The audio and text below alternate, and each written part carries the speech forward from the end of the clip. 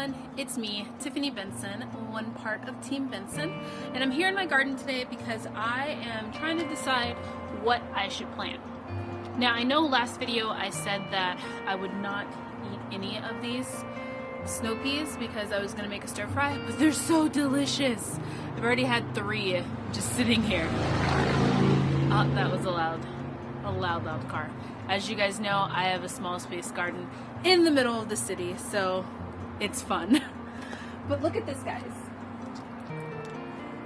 These are so perfect and delicious.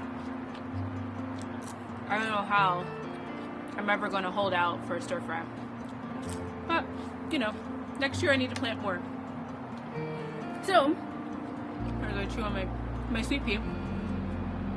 I'm trying to decide what I'm planting in my garden, and one thing I want to do is try to reduce any type of bug damage. I don't get a lot of bugs or anything like that in my garden already. As of last year I didn't, but this year I want to make sure I'm planting things in the right season that they're supposed to be planted. One of the ways I think you get a lot of bug damage is if you plant stuff that's not supposed to be planted at that time.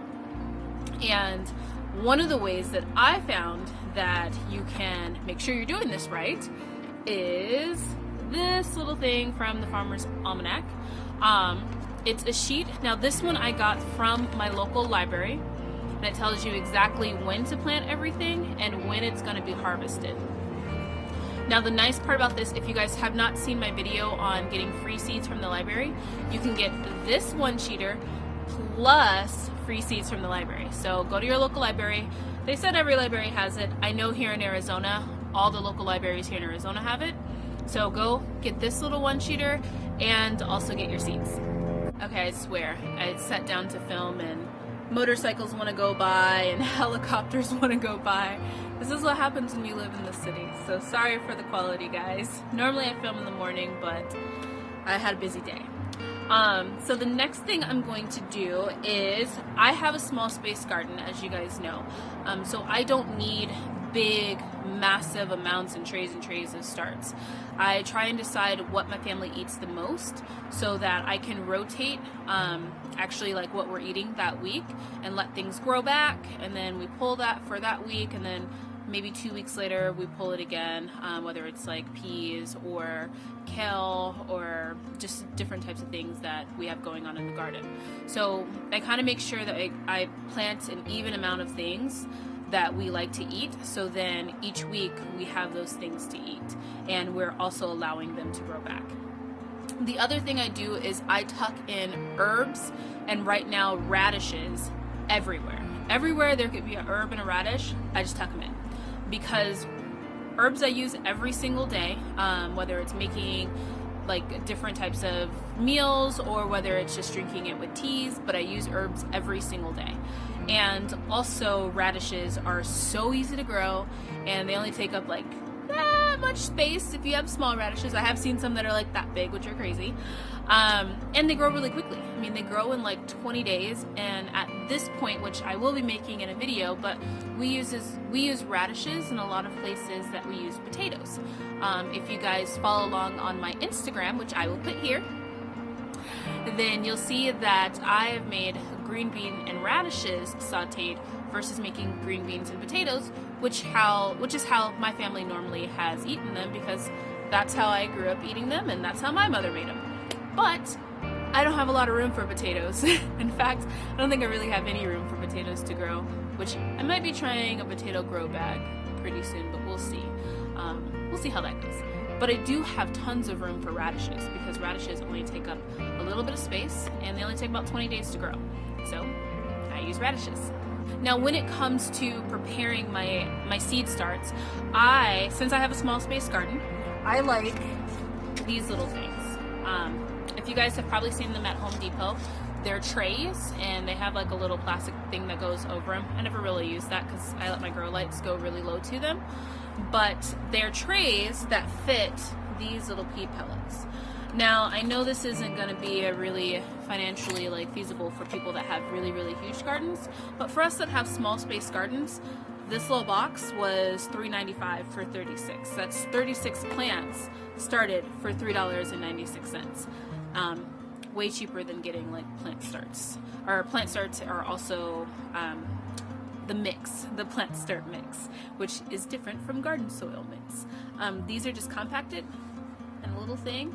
You just actually just stick them in here like this, and you just fill the entire thing, and then you add water to it. When you add water to it, they puff up.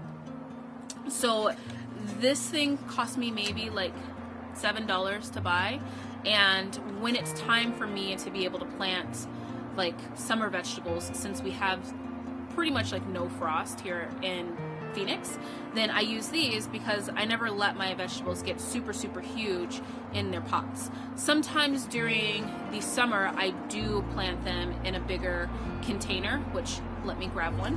So sometimes I do use these, which I do use just a bag of seed start mix, and I use these sometimes because it gets really hot in the summer, so I want like my greens and my lettuces to be kind of like at full maturity by the time fall hits, and I don't want to have them outside when it's super hot. With these ones, I probably put them out after about like 2-3 weeks, so they don't really outgrow this, but 2-3 weeks it goes right in the ground because Phoenix doesn't get that cold. I say that, and then we had a hailstorm, and that was a freak thing of nature. So fingers crossed this is going to be a typical Phoenix spring, and it's not going to be freezing cold by like February. Although it hasn't been that bad this January. So as you guys know, this isn't even all of them, I went to the Great American Seed Up, and I got seeds from the Great American Seed Up, which I'm also sharing. Once we get 150 subscribers, I'm going to post a video that everybody can comment on, and then we're going to pick 2 winners from that video. So make sure you guys check that out, because we will be posting that probably in the next video, because we're really close. We're at, I think it was 148 subscribers. So 2 more people, and then I'll give another seed giveaway. But I went to the Great American Seed Up, and I got tons of different seeds that I now have here in just little baggies. And the reason why I'm doing a seed giveaway is because one bag like this is like $1, and you do it by the scoop, and there's no way I'm gonna plant this many seeds. I mean, this alone, I put in 10 seeds, and I really packed them in there, trying to use up a lot of these. And I mean, I still have all of this, so this would take me years to go through back here in my garden. So I'm going to share them just in case they go bad. I don't know. But I have, going off my list, I can plant in January artichoke, arugula, and beets, bok choy, and broccoli, which I already have, so I don't need any more of that. Cabbage I already have, don't need any more of that. Carrots, which I will be planting more carrots because my carrots are starting to, I think, fully develop. And cilantro, I might do one more cilantro. Somebody told me to dry it on Instagram, and I think I'm going to dry it and try it and see. And then collards and dill, eggplant, fennel,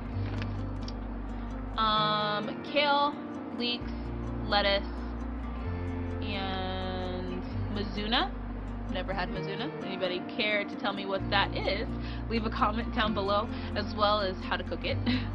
Mustard greens and onions and peas, which I think I have enough, but I might plant another round of peas just because we're eating these like there's no business.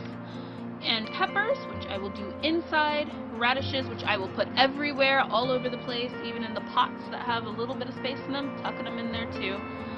And spinach, Swiss chard, tomatillos, tomatoes, and turnip greens. Oh, and thyme. So I'm going to start all of these. I actually pulled all of these out of my box, so these are my big batch that I'm going to start. Now all of these outside of the radishes I'm going to just put into the ground. Some of the bok choy I'm probably just going to put that into the ground too. But everything else I'm going to put into a peat pot and let it grow inside underneath the grow light until it's about like maybe around there. So probably like 2 to 3 weeks. I'm going to put them outside when the sun is out and then inside at night, just so I can get them big enough, just in case it is a little too chilly to put them out, because in Arizona in Phoenix, I'll say, not all of Arizona, but in Phoenix it doesn't get super cold. Our days are probably in the 60s and 70s, and then our nights are around, I think the coldest it's getting right now is 37, but that's kind of rare. It's been in the 40s. So I'm gonna do it that way. Wish me luck, guys. If you want to join the seed giveaway, make sure that you subscribe to our channel, and I will post a video on my next video where you can comment on that one to enter to win. You can comment on this one too and let me know what seeds you're growing. I'm going to get started with all of these and get them going, and we're going to go from there, see what happens, see what grows. So thank you guys for watching. I'll put a complete list of everything that you can grow in Arizona in January in the description below. So if you didn't catch that really long list as I was reading it, just look in the description below and you will find it. Also, don't forget to get your list from the library, and I'll show you guys what the seed packets look like when you have an abundance of seeds.